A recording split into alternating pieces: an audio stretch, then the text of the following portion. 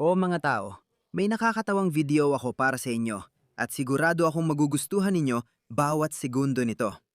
Dahil si Muhammad Hijab ay nagkaroon na naman ng isa pang pagwawala at ito ay mas matindi pa kaysa sa lahat ng dati niyang pagwawala. Dahil ito ay nakunan sa kamera at tumagal ng 15 minuto. 15 minuto ito ng purong katatawanan. Ngayon, hindi kami, mga Kristiyano o taga-kanluran ang tinarget niya. Tinarget niya ang sarili niyang mga tao. Nawala siya sa sarili, talagang nawala siya. Kaya hayaan mong bigyan kita ng kaunting paunang babala. Oo, kaya hayaan mong bigyan kita ng kaunting konteksto. Nagkukunwari siyang galit dahil sa kakulangan ng interes ng mga Muslim sa mga magagandang layunin pagdating sa pagbibigay ng donasyon. Sige, pero yun ang kanyang palusot. Yun ang kanyang trigger point. Pero habang ipinapakita niya ang kanyang galit, lumalabas din ang iba pa niyang dahilan ng galit. Tingnan natin. Panurin natin. Tingnan mo. Nakaupo siya kasama ang kanyang nobyo. Ang dami niyang mga nobyo. At tingnan natin kung magkano ang malilikom natin ngayon sa pagtatapos ng live na ito.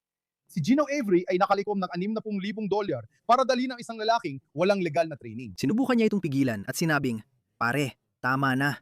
Hindi dapat purihin ang mga Kristiyanong yon." Si Avery ay si God Logic na nakipag-debate kay Muhammad Hijab at si Muhammad Hijab, gaano man siya katuso, ay binigyan siya ng copyright strike. Ngayon, nagsampa ng kaso si Muhammad Hijab laban sa kanya na sinagot ni Douglas Murray. Sinabi niya, kung idemanda niya si Avery at mawalan nito ng pera, mapupunta yan sa trust account at kay Douglas Murray din. Kaya talo siya kahit ano pa. Pero mayabang siya at ipinagmamalaki ang sarili niya. Maingay din siya. Kaya ganyan ang karakter na ipinapakita niya. Persona lang talaga ipinapakita niya. Pa-show pa siya. Ang lahat tungkol sa taong ito ay para lang sa palabas o performance. Kaya galit siya kasi walang tumutunom sa kanya. Hindi siya binibigyan ng pera ng mga Muslim. Pero sobrang mapagbigay ang mga Kristiyano. Inan mo, ganun sila. Nag-donate pa ang Kristiyano kahit sa ateista. Ganoon ka open-minded ang mga Kristiyano. Ganoon ka mapagbigay ang mga Kristiyano. Pero ang mga Muslim naman, hindi ako ang nagsasabi niyan. Siya ang nagsabi niyan. Si Muhammad Hijab sa korte sa USA. At hindi lang iyon, para pa sa online na video. Nasa online ang video, yan ang punto. Ginagawa pa ng kwento na parang tinatago namin, pero malinaw na online ito. Kaya hindi totoo ang sinasabi. Hindi yan ang kwento. Sinasabi ko ulit, sobrang hindi tapat niyan. Bakit sila ganun ka hindi tapat? Ang kwento ay, umatras siya sa kanyang sinabi. Pumayag siya. Nagtatago siya sa teknikalidad. Sabi ko, live stream, hindi recorded video. Ano pinagkaiba? Dahil napahiya siya, gumante siya kay Avery ng God Logic at pinadalhan ng copyright strike. Sabi nila, tingnan mo ang yayabang nilang mga mukha. Hindi namin tinatago yon. Nasa online ang video at may mahigit 4,000,000 views na. Pwede mo naman panuorin. Malugod ng inaanyayahan na panuorin ang video. Hindi naman namin itinatago ang video. Hindi namin basta ibinibigay ang mga video namin. Hindi namin basta ibinibigay ang mga video namin. Alam mo yon. Lalo na hindi sa mga kontra-Muslim. Oo. Lalo na pagkatapos mong pumayag na pwede niya itong i-upload sa channel niya. Kaya yun, kaya galit siya. Merong nagpapagalit sa kanya kasi alam mo, lahat ng mga peking tawa na yun ha. Lahat ng mga peking tawa na yun. Alam kong lahat yun ay peke. Ginagawa niyo yun kasi sa isip niya, iniisip niya na ganun niya minamalit ang mga kalaban niya. Sa isip niya, iniisip niya yon. Alam ko kung paano mag-isip ang mga taga-kanluran. Tinitingnan nila yon at iniisip, ang tanga naman nito. Sige, ituloy mo lang. Gawin mo pa madalas. Malaki ang tulong ito sa amin. Pero inuulit ko, magkaiba ang takbo ng otak natin. Kaya hindi tayo pareho. Kailangan ninyong maintindihan.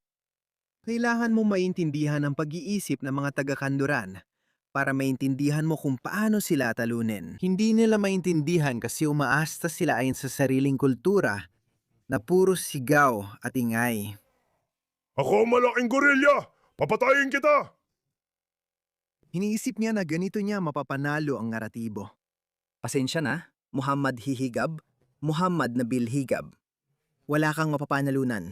At kaya naman, paminsan-minsan, nakikita natin ang mga ganitong mental breakdowns. Hindi ko pa nakita si David Wood na magka-breakdown. Hindi ko pa nakita si Inspiring Philosophy magka-mental breakdown. Dahil tapat sila at naninindigan sa kanilang pinaniniwalaan. Iniisip niya na may pinaniniwalaan din siya. Pero nagpapanggap lang siya. Hindi siya tapat sa kanyang mga tagapanood. Kaya siya galit. At kung ano-ano pa. Kaya mga $67,000 ang nalikom para mapanood mo ang video sa kanyang channel na nandito na rin sa channel na ito. Oh. Pinapakita nito kung gaano karaming pera ang handa nilang sayangin. Hindi lang yun. Isipin mo na lang kung ibinigay niya ang perang yon sa isang Lebanese. Bro, dapat ibigay niya yon. Tingnan mo, mga mahihirap bro, sa halip namang lamang at kunin ang pera, gusto namin makita ang mga resibo ng pera ibinibigay mo. Na kinuha mo mula sa mga taong ito, gusto namin makita ang mga resibo. Ibig kong sabihin, Bakit sino bang nagmamalasakit sa'yo? Gusto kong makita ang mga resulta. Bro, kahit anong gusto mo, wala namang may pakialam. Gusto kong makita ang mga resibo. dapat sinasabi ng mga Kristiyano mo, manloloko ka, isa kang scavenger at drifter. Gusto namin makita ang mga resibo. Anong tawag mo dun? Magkano ang singil ng mga abogado? At paano nagastos ang pera namin mula nang pumasok sa account mo? Hindi. Mas lalong nagbibigay ng pera ang mga Kristiyano ngayon dahil natutuwa silang gumagana ito. Nagkakaroon ka ng mental breakdown. Mga mahal kong Kristiyano, tingnan ninyo si God's Logic. Sa totoo lang, mas malaki na ang channel niya kaysa sa akin ngayon. Meron na siyang 600,000 na subscribers. Talagang, siya ay, at isa pa, bata pa siya. Sa tingin ko, nasa 20 anyos pa lang siya o parang ganoon. Talagang naprito na ang utak niya. Kaya bigyan niyo pa siya ng mas maraming pera. Kahit ano pang ginagawa niya, bigyan niyo siya ng pera. At ganun na ang nangyayari. Pumapasok sa bank account mo, kaya sinusubukan mong pagkakitaan si Muhammad Hijab. Laging galit si Muhammad dahil siya'y bangkarote. Walang pera, walang problema. Pwede mo silang gawin ng matagal. Masaya ako na nawawalan ng pera ang mga Kristiyano na ito. Kayo na mga antay. Hindi talaga kayo masaya. Tama na ang pagsisinungaling. Di ba sinabi ni Muhammad na masama ito? Pwede ka magsinungaling ayon kay Muhammad sa 3 dahilan. Kung nagsisinungaling ka sa asawa mo, sa panahon ng digmaan, o para magdala ng kapayapaan sa dalawang magkaaway na grupo. Mga Kristiyano, dahil hindi naman lahat ng Kristiyano ay pare-pareho. Pero itong mga ito, natutuwa ako na nawawalan sila ng pera. Hayaan mo sila mawalan ng pera. Pero ang punto ay ito, maiisip mo ba? Maiisip mo ba yun? Oo. Ang dami talagang dapat pag-usapan dito. Baka naiinis ka na pinipigilan kita. Tignan mo to. Akala nila epektibo to. Oo, may mabubuting Kristiyano at may masasama. Sabi mo, problema mo lang sa masasama. Pero totoo, may problema ka sa lahat ng Kristiyano, ateista at hindi Muslim. Paulit-ulit mo na ring sinabi yan. Galit ka sa kanila at nais mong sakupin ang kanluran at magtatag ng Sharia ayon sa iyong sinabi. Kaya kahit magpakabait ka sa ilang Kristiyano, para lang, alam mo na, para lang, tirahin yung masasamang Kristiyano, wala namang naniniwala dyan. Nawawalan ng pera ang mga anti-Muslim na Kristiyano, hindi naman kasi lahat pareho. Natutuwa ako na nawawalan sila, hayaan mo sila. Pero ang punto, maisip mo ba? Maisip mo ba yon? May mga gumagastos ng daan-daang libong pounds para labanan si Muhammad Hijab at ipagtanggol ang sarili sa korte. Siya pa ang sariling abogado niya sa Amerika. At wala pa siyang sinumang sumusuporta sa kanya mula sa komunidad ng mga Muslim. At alam mo, ayaw ko may bumili niyan. Wala ako pakialam. Hindi ko iniintindi. Alam mo ba kung ilang kaso na ang hinarap ko sa korte? Ako mismo ang nagbayad yan mula sa sarili kong bulsa, Brad. Hindi ko kailangan ng pera mula sa mga Muslim. Ilang beses ba akong humingi ng pera sa inyong mga Muslim? Ni minsan, hindi. Palagi akong humingi para sa ibang mga layunin. Sa nakaraang 4 o 5 taon, 7 na ang kaso ko sa korte, hindi mo alam. Ang alam mo lang ay yung 2 kasong natalo ako. Ang alam mo lang ay yung 2 kasong natalo ako. Sa totoo lang, siya dapat ako. Hindi ako makapaniwala na sinabi niya talaga, natalo ako. Malaking bagay yon mula sa kanya. At least, inamin niya na natalo siya sa mga kaso. Kasi di mo alam ang asahan sa mga taong ito. Talo sila. Wasak sila. Wasak nila ang Gaza. Nagpapapatay sila ng libu-libong tao. At sinasabi pa rin nila, panalo kami. Panalo tayo mga pare. Walang braso, walang paa. Panalo tayo. Nakakatawa yan galing sa kanya. Nagagalit siya dito dahil sinusuportahan ng Kristiyano ang tagapagsalita nila. Pero siya, hindi sinusuportahan ng mga Muslim. Siguro may kinalaman yan sa itsura mong parang siga na bayolente. Hindi ka sibilisado, bastos ka pa. At siguro kaya yung magandang takbo mo noon sa hanay ng mga Muslim. Sawa na sila. Siguro sinasabi na nila, alam mo, mas marami ka pang nagawang pinsala sa layunin ng mga Muslim kaysa kabutihan na totoo naman. Ilang beses ko nang ipinakita ang mga video nila. Ipinakita natin ang mga video nila. Noong nagsisimula pa si David Wood, kailangan pa niyang gamitin ang hadis at Quran para ipaliwanag kung gaano hindi tugma ang Islam. Ngayon, Di na natin kailangan ipakita ang mga talata o hadis. Ipakita na lang natin ang mga video nila at tingnan ang resulta. At mas umiyak pa sila tungkol dito. Aling komunidad ang pinaka-pinag-aalala ng mga kanluranin? Hindi ang mga Hindu, Budista, Chino, Hapones o Vietnames. Sila mismo. Bakit? Dahil ang mga taong ito ay lumalabas at nagsasabi, gusto naming itatag ang Sharia. Sharia sa UK, Sharia sa Australia, Sharia sa Amerika. Magkakaroon kami ng Muslim na presidente sa Amerika. 50 kongresista sa Amerika. Tayo kami ng sarili naming mga lungsod ng Sharia kung saan walang mga hindi Muslim na pinapayagan. Patuloy mong sabihin ito. Patuloy mong gawin ang kalokohang ito. Gumagana ito para sa amin. Noong oras na yon, akala nila silang panalo dahil sa kayabangan nila. Ipinapakalat nila ang salita ni Allah at may 2 tayong pulang buhok na nagbalik loob. Magaling. Patuloy mong isipin na nananalo ka dahil hindi ka naman talaga. Sa totoo lang, kulo yun. Kabilang isa sa Holland, isang makasaysayang tagumpay. Pero marami na akong kaso sa korte. May naayos, may napanalunan, at may natalo. Ganyan talaga ang laro niyan. Wala akong pakialam, hindi ko kailanman hiningi na pundohan niyo ang mga kaso ko o nagawa ang ganong kapal ng mukha. Hindi ko kailanman nagawang maging ganong kakapal ng mukha para humiin na pera sa mga tao ko. Kikita na lang ako ng pera mula sa YouTube sa mga advertisement o kung ano pa man. Kukunin ko ang perang yon at gagamitin ko ito bilang sadaka para pundohan ang sarili kong laban sa mga kaaway ni Allah. Natutuwa ako at ipinagmamalaki na ang mga kaaway ko ay sila ring pinakamalalaking kaaway ni Allah. Natutuwa ako at ipinagmamalaki ko kay Allah subhanahu wa ta'ala na sina Douglas Murray at David Wood ay mga kaaway ko. Sila ang pinakamalalaking kaaway ng Islam, ang pinakamalalaking kaaway ng mga Muslim. Natutuwa ako na galit na galit sila sa akin, kaya sinusubukan nila akong saktan. Anong tawag mo doon? Si Douglas Murray at ang Spectator, para nagbabayad ng £1,000,000 para pabagsakin ako. Ngayon, may iba pa mula sa ibang bansa, 100,000, 200,000. At ang komunidad ng Muslim, hindi ko hinihiling na payamanin ninyo ako. Sasabihin ko sa inyo ito na libre, hindi naman ako mayaman. Alam niyo naman na hindi ako mayaman. Sa totoo lang, ako'y nangungupahan pa rin sa pabahay ng munisipyo. Sa totoo lang, nakatira pa rin ako sa pabahay ng munisipyo. Nakatira siya sa pabahay ng lokal na konseho. Nakatira siya sa pabahay ng lokal na konseho na binabayaran ng mga nagbabayad ng buwis sa Britanya. Diyos ko, talagang tinutupad niyo ang stereotype niyo. Umaasa kayo sa ayuda. Namumuhay siya gamit ang pera ng mga nagbabayad ng buwis sa Britanya dahil lahat ng pabahay ng lokal na konseho ay sinusuportahan ng gobyerno. At galit pa rin siya sa Britain. Galit pa rin siya sa mismong sistema na bibigay sa kanya ng ginhawa sa buhay. Alam mo, kung nasa Ehipto siya, dito siya mapupunta.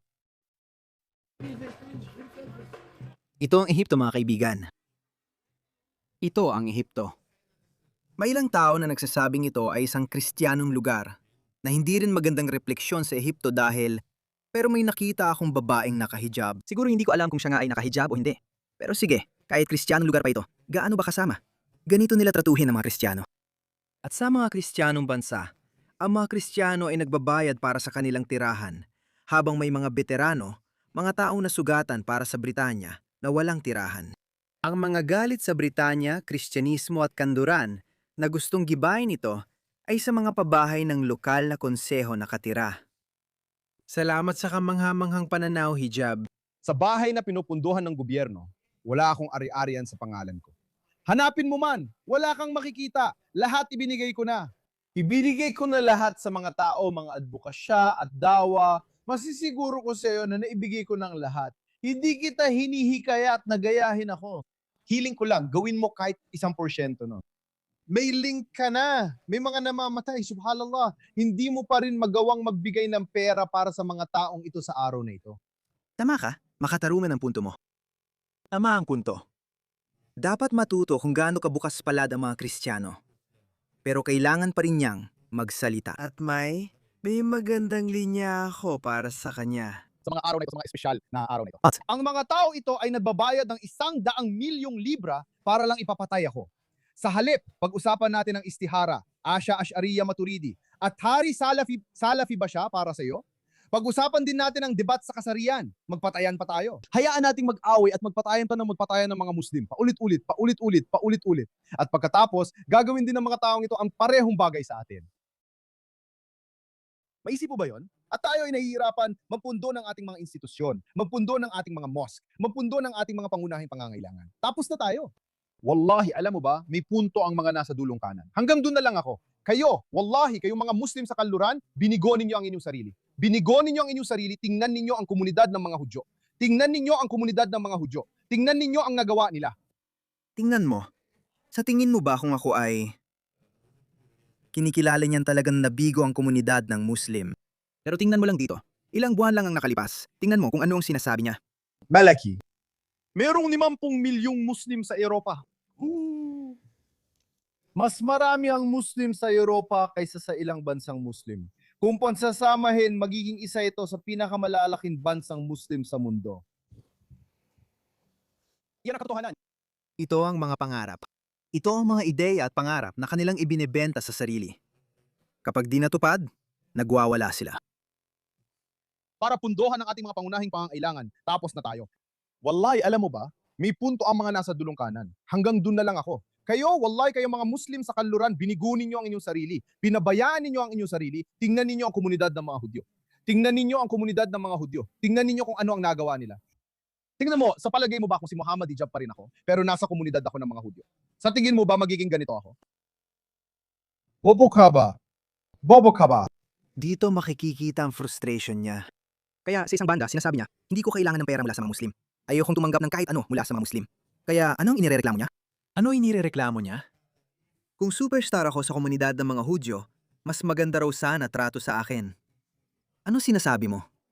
Sabi mo ayaw mo ng pera. Kaya galit talaga si Deepak Lal. Nawawalan siya ng impluwensya. Nawawalan siya ng kapangyarihan. Ang hindi niya maintindihan na dala ng kanyang kayabangan at pride ay ang katotohanang lampas ng panahon mo. Lumampas ka na sa expiration date mo, bro. Yung kalokohan mo.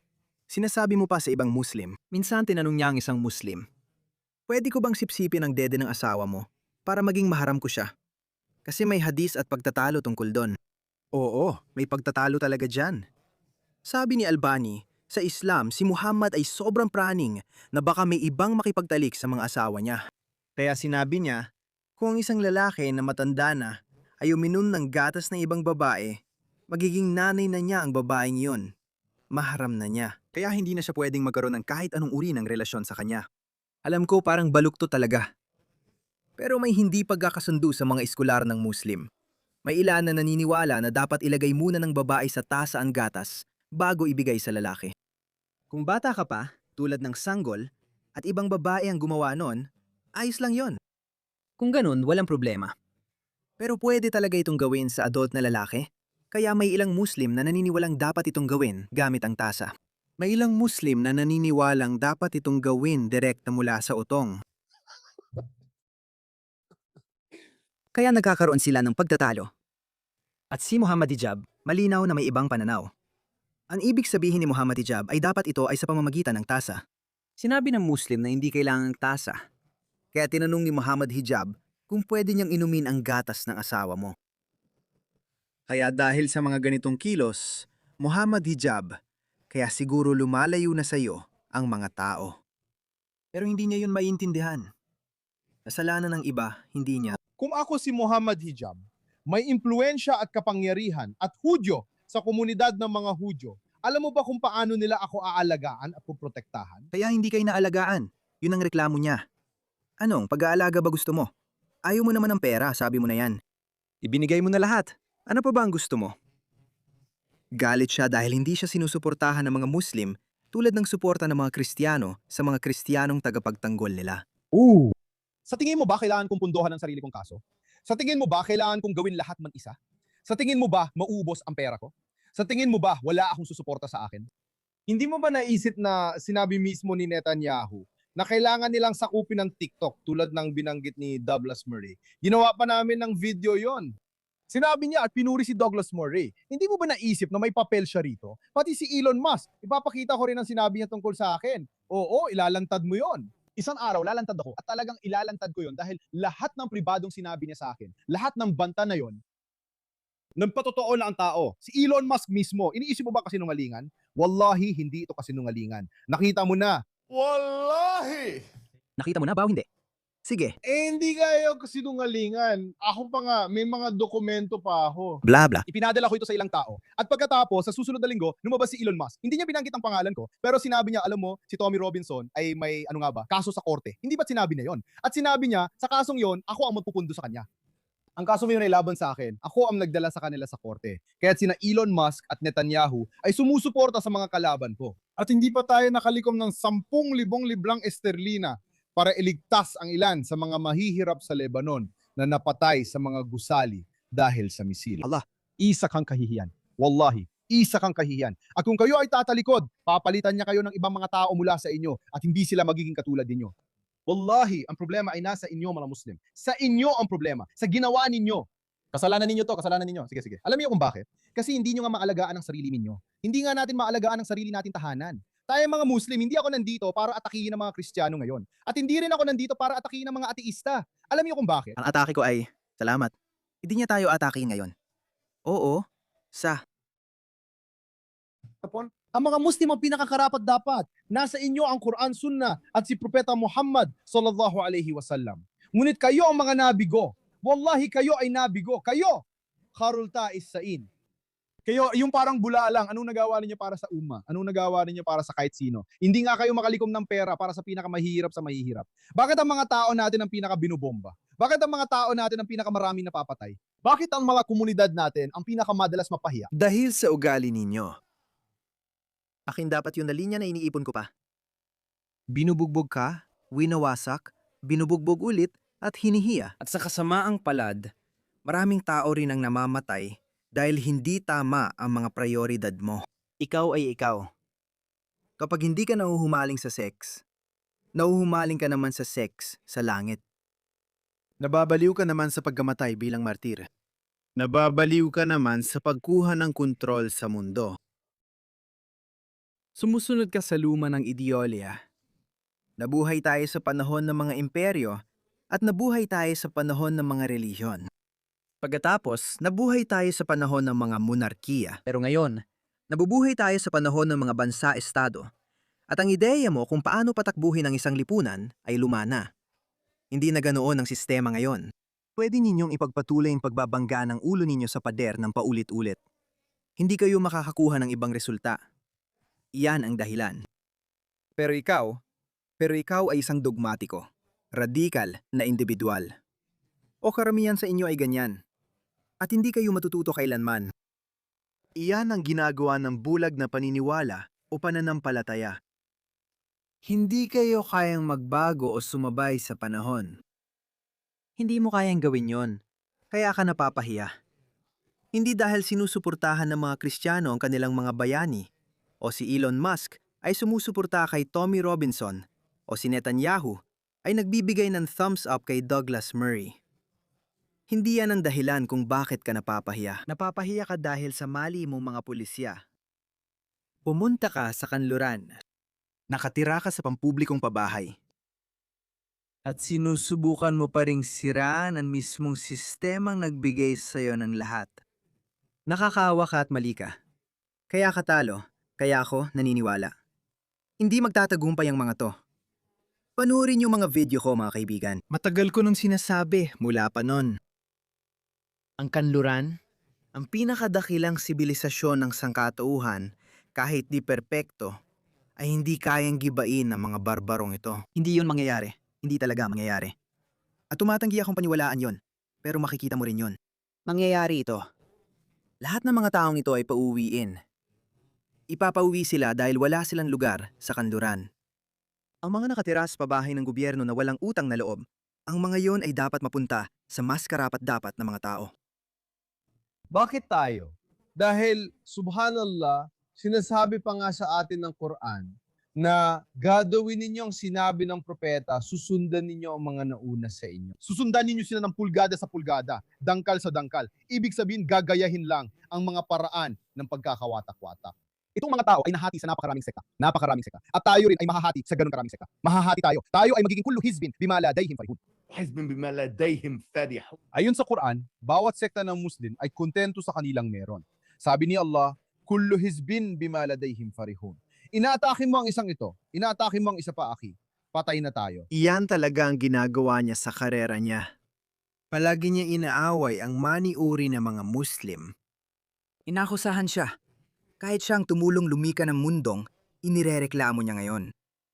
Tapos na tayo. Hindi na tayo makakalikom ng pera para sa pinakamahihirap nating mga tao. Ikaw ay kahihiyan. Napagtanto ko na ang mga Muslim ang problema. Sa totoo lang, kung magpapatuloy pa akong gumawa ng mga video, ang tanging tamang gawin ay gumawa ng mga video tungkol sa inyo. Wallahi. Kalimutan mo na ang mga Kristiyano. Mas maganda pa ang nagawa ng mga Kristiyano kaysa sa inyo. Tingnan mo sila. Tingnan mo ang ilang mga bansa. Mas maganda pa kaysa sa mga bansa ninyo. Totoo yan, nandun yan. Inamin niya na ngayon.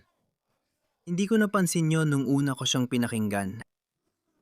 Inamin niyang basura raw ang mga bansang Muslim. Kapag sinabi natin yun sa kanila, racist daw tayo. Pero hindi naman niya ginagamit ang rasismo bilang panangga. Iba ang gumagawa nun. Pero mahirap lang talagang tanggapin para sa kanila. Totoo naman. Alam nila sa loob-loob nila na totoong sinasabi natin. May mga lugar silang ubod ng bulok. May mga lugar silang ubod ng bulok. Meron silang bigong lipunan dahil bigo ang mga tao roon. Nabigo ang mga tao dahil sinusunod nila ang bigong ideolohiya. Sabi ko nga, hindi talaga ito uubra. Sa panahon na yon, sa ika-21 siglo sa panahon ng mga bansa, kailangan mo ng matitibay na hangganan, matitibay na batas, at nang hingi-bababaw na kultura. Mas gumaganda na ang kalagayan sa UAE at Saudi Arabia. Gumaganda sila dahil lumalayo sila sa Islam, kaya habang lalayo ka sa Islam, gaganda ang bansa mo. Alam niyo ito. Yung paraan nila ng pagtulong sa mahirap ay mas maganda pa kaysa sa iba. Tingnan mo mga Hudyo, mas nagkakaisa pa sila kaysa sa inyo. At yan ang sinabi ni Allah tungkol sa kanila. Tahsabuhum jami'a wa qulubuhum fi hatta dhalika bi annahum qaumun la ya'qilun. Akala mo magkakasama sila pero hati-hati sila. Ang mga Hudyo ay hati-hati. Kita mo, subhanallah, alam mo may Orthodox Jews, may Reformed Jews, pero pagdating sa Zionismo, nagkakaisa sila. Tingnan mo mga survey, nagkakaisa sila. Pinupunduhan nilang sarili nila. Maraming Zionista ang nagkakaisa tungkol sa Zionismo. Mas maganda na gawa nila, may 10 milyong Hudyo sa mundo. Maging tapat tayo, may 10 milyong Muslim sa Cairo pa lang. Sa totoo lang, 20 milyon. May doble pang dami ng Muslim sa Cairo bilang isang lungsod kaysa sa bilang ng mga Hudyo sa buong mundo. At tingnan mo tayo at tingnan mo sila. Ang pathetic mo. Salamat. Muhammad, salamat sa pag-amin mo. Ang pathetic ninyo. Tama siya. Binigyan niya tayo ng isang minahan ng ginto. Hindi na siya pwedeng umatras dito. Hindi na siya pwedeng umatras sa lahat ng mga inamin niya. Parang sinasabi niya mga bulok na lugar ang mga bansang Muslim. Maging tapat tayo at napakatotoo tayo. Maging tapat tayo. Kita mo kung gaano tayo nagkakaisa, samantalang sila, watak-watak at nadidire. Maging tapat tayo. Sawa, na tayo sa mudjamala, kasinungalingan, at pagsisikap pasayahin kayo mga Muslim, pati pagiging apologetic. Ako ay tagapagtanggol ng Islam, at okay lang sa akin pag-usapan ng Islam at propeta. Pero hindi ko kailangan maging tagapagtanggol ng mga Muslim. At sa totoo lang, hindi rin natin ito kailangan. Alam mo kung ano mas kailangan natin? Kailangan ng mga taong magsasabi sa inyo, mga Muslim, na mali kayo. Na kayo ay mahina, na wala kayong paninindigan, naiinggit kayo sa kapwa ninyo. Ayaw ninyong makakita ng ibang tao na umasenso. Kapag may isang tao na umaangat, sinisira ninyo siya, pinapabagsak ninyo siya. Tingnan mo kung anong sinasabi niya. Sa totoo lang, tungkol sa sarili niya ang sinasabi niya. Diyan pumapasok ang kanyang kayabangan, ang kanyang pride. Kaya una niyang sinabi, hindi ninyo ako pinapansin o inaalagaan. Kung Hudyo ako na may ganitong impluensya sa mundo ng mga Hudyo, siguradong mamahalin at ilalagay ako sa pedestal ng mga tao. Pero sa inyo, hindi ninyo ako pinapansin o inaalagaan. At ngayon, mas dumalalim pa siya. Kita mo, pakitang tao lang ito. Maaaring mahalaga sa kanyang fundraising na ginagawa niya. Pero bukod doon, may mga iba pang mga hinanakit na lumalabas. Kaya iniisip niya na hindi siya masyadong pinapahalagahan ng komunidad ng Muslim. At naiinggit sila sa kanya. Naiinggit kayo sa akin dahil umangat ako sa mga ranggo. Nakarating na ako sa tuktok pero naiinggit ka. Tapos ka na, bata. Nasa sahig na ako. Kapag gumaling ang isang lalaki, kapag may ibang lalaki na umaangat, sinisira mo siya. Ibabagsak mo siya sa sahig. Sino ba ang meron tayo sa konserbatibong komunidad? Kundi yung mga tinapakan at pinahiya natin para hindi magawa ang mabuti. Kaya hindi tayo pwedeng magkaroon ng magagaling na lalaki na konserbatibo at medyo mainstream o kung ano paman, hindi natin pwedeng magkaroon yan. Kasi kapag meron, magagalit ka, maiinggit ka. At kailangan namin pagbigyan ang selos mo. Kontrolin mo ang selos mo. Kontrolin mo ang selos mo. At alamin mo na kailangan naming pagbigyan ng selos mo. Makinig ka, Gorilla. Hindi mo ba naisip kahit sandali na lahat ng galit na ibinubuhos mo sa mga tao mo, dapat ay gamitin mo rin para itama ang sarili mo, ang ugali mo, ang pag-abuso mo sa mga babae. Tinarget mo pa ang asawa ni apostate prophet. Kamakailan tinarget mo ang asawa ni God Logic, kahit wala naman siyang kinalaman. Gaya ng sinabi ko, tinarget mo rin ang mga asawa ng ibang Muslim na lalaki na wala ring kinalaman. Perpekto ka, no? Mas malaki pa yan kaysa sa selos mo. Dahil sa selos, hindi natin nakukuha ang kailangan o nawawalan tayo ng kapangyarihan. Yan ang problema. Kailangan mong Muslim kontrolin ang selos mo. Tama na. Hindi mo ba nakikita na mas malaki ang isung ito? Hindi mo ba nakikita na mas malalaking problema ang inaharap natin? Kontrolin mo ang selos mo, kaibigan. Kontrolin mo ang selos mo. Tama na. Gusto mo ba lagi kong atakehin ng mga puting Kristiyano? Ang tanga mo, bobo ka. Ikaw ang pwede sanang namuhunan dito at doon. Ano? Hindi, pulisyo mo na lang na atakihin ang Kristiyano. Duda, ako nagsagawa ka ng lingguhang survey at tinanong ang daan-daang libong tagasunod mo. Uy, dapat ko bang atakihin ang mga Kristiyano ngayong linggo? Dapat ba ito ang ating estrateya? Hindi, ikaw yon. Lumabas lang ang asal gorilya mo. Iyan talaga ang pagkatao mo. Likas sa iyo ang pagiging maingay at gusto mong kontrolin ang usapan dahil tingin mo ay maganda itong estratehiya. Sa kasamaan pala, hindi ganon. Kitang-kita naman, tingnan mo lang ang kalagayan ng komunidad ng mga Muslim sa kanluran. Kayo ang pinakakinamumuhian ng mga tao. Pasensya na. Dahil sa ugali ninyo, dahil sa asal ninyo, na parang hindi pa sapat ang terorismo ninyo para magising ang kanluran. Ikaw at libu-libong gaya mo ay gumawa ng libu-libong mapanaligsang video. Yung pinatugtog ko lang, isa lang yon. May buo pa akong folder ng mga video mo. Ipapakita ko sa'yo. Kaya, mga Muslim ba ang nagsabi sa'yo na gawin ang mga ito? Nasabihin ang mga ito? Sila, kung anong ang kaya mo mula sa lakas at mula sa mga kabayo na ikaw ay magdudulot ng takot. Magdudulot ka ng takot. Nakakatawa yon para sa kanya. Magdudulot ka ng takot sa mga hindi Muslim. Nakakatawa yon para sa kanya. Ibinato niya ang sisi sa tagasunod niya na parang gusto niyo ba laging atakihin ang mga Kristiyano? Ayokong atakihin ang mga Kristiyano. Kayo ang may gusto niyan.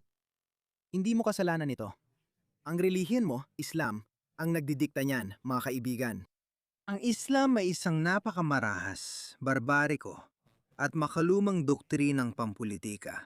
Hindi tayo pinalad ng ating mga gobyerno ay hindi kinikilala yon. At kailangan pa nating mamuhay sa planetang ito kasama ang mga taong para nasa gitnang panahon.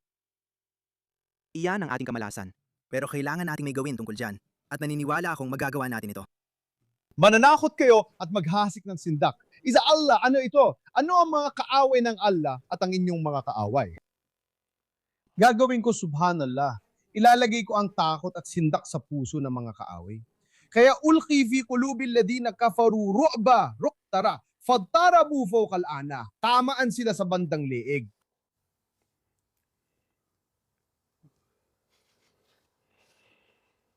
Nakita mo ba? Narinig mo ba ang tawa kanina? Tumatawa ba ang mga Muslim? Pakinggan mo lang ito. Pakinggan mo lang ang bahaging ito. At tinaman sila. Pasensya na. Kaunti lang dito. Siminahum kullu bunan. واضربوا منهم كل At pinutola kanilang mga daliri.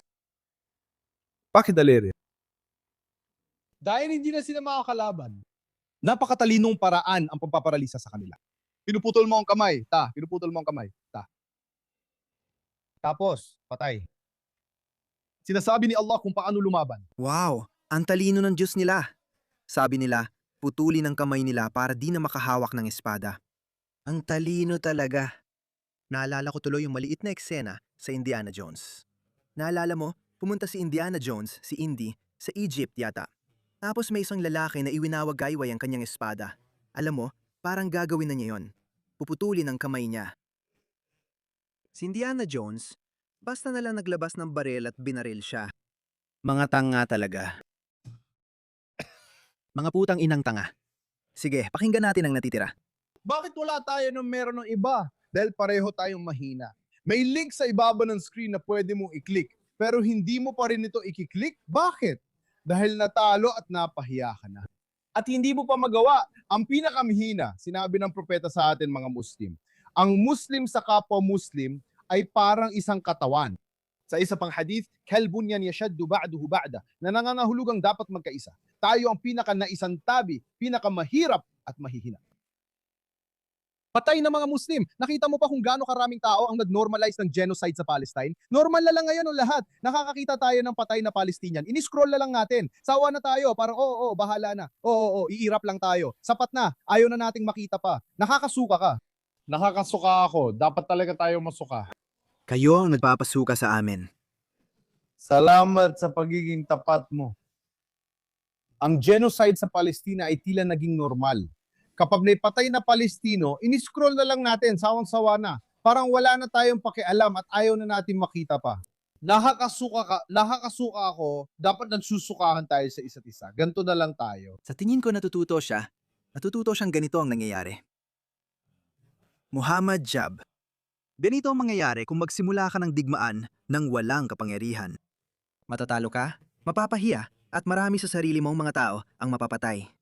Nang sinabi ni Ismail Haniyeh, kailangan pa ng mas maraming dugo ng mga Palestino para magtagumpay sa digmaan laban sa Israel at kanluran.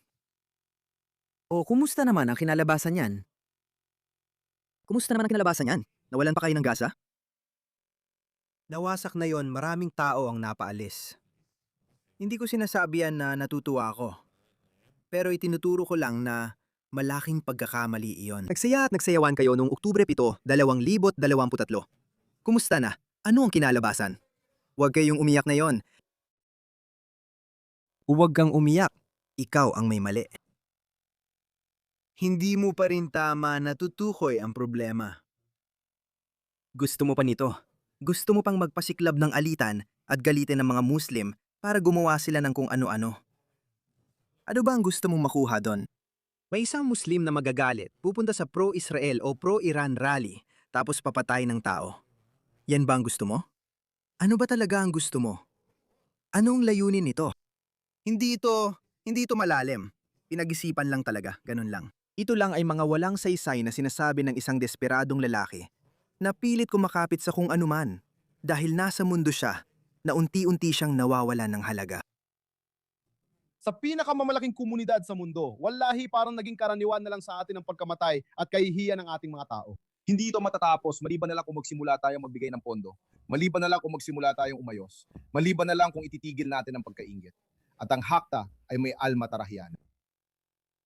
Ang galit at hinanakit na meron tayo sa isa't isa.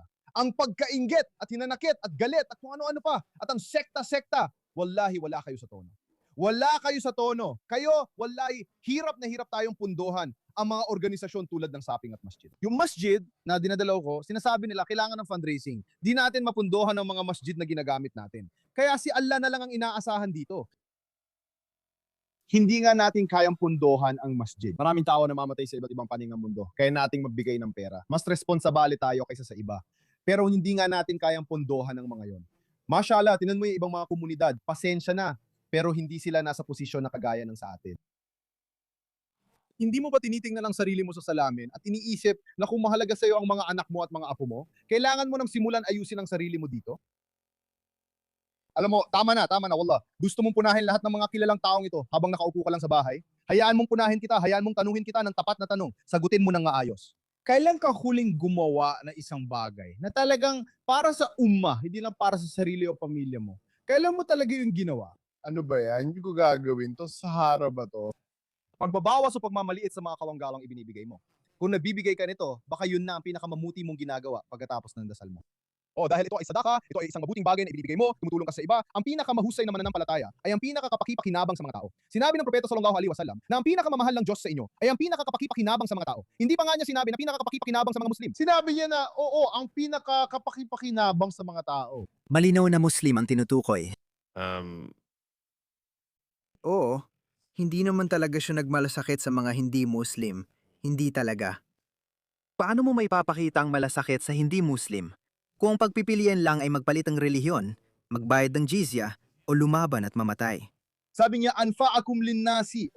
Ang pinakamabuti at pinakamamahal na mananampalataya ay yung pinakakapakipakinabang sa tao. Ano na nagawa mo? Ano na ang nagawa mo, Muhammad Ijaz, para sa mga hindi Muslim? Kung ang turo ni Muhammad ay para sa lahat, hindi lang Muslim, ano nang nagawa mo para sa iba? Lalo na sa hindi Muslim. Sa palagay ko, Antagonista lang siya. Nilait ang kultura, tradisyon, bansa nila, at inabuso ang benepisyo. Oo, ganun nga. Sagutin mo, magmuni-muni tayo ng 10 segundo. Tanungin ang sarili, ano na ang nagawa mo para sa mga Muslim? Ano na ang nagawa mo? Bakit ka nagtatanong ng ganito? Para bang makakakuha ka ng sagot agad-agad? Sigurado akong marami dyan na magsasabi, ginawa ko na ito, at ito. Pero nakaupo lang siya sa upuan niya na parang, nakuha ko na, nakuha ko na, nakuha ko na siya. Oo, nakuha ko na sila. Bro, ano na ang nagawa mo? Anong, Ano? Ano na ang nagawa natin? Hindi ko sinasabing wala kang nagawa. Isipin mo, sabi ko, wala kang tulong sa mga hindi Muslim. nagbigay ka na ba ng pera sa kawanggawa para sa kanila? Nagbigay ka na ba ng pera para sa dawa para sa kanila? Ikaw, suportado mo ba ito? Ikaw. Sobrang mayabang ka para mag-iwan ng positibong komento tungkol sa dawa. Pero ikaw, sobrang mayabang ka para magbahagi kahit na isang video. Bibigyan kita, ibahagi mo lang ang isang video na ito dito. Ba na yan na gaslighting ito? Bumaba views ko. Wala kang komento o share sa mga video ko. Alam ko na hindi ako humihingi ng pera. Pero umaasa pa rin ako sa mga paganong ads. Mga kufar na ads sa mga YouTube video ko. YouTube, isang plataporma na ginawa ng mga taong nagmula sa ng mga kanluranin, hindi ng mga Muslim.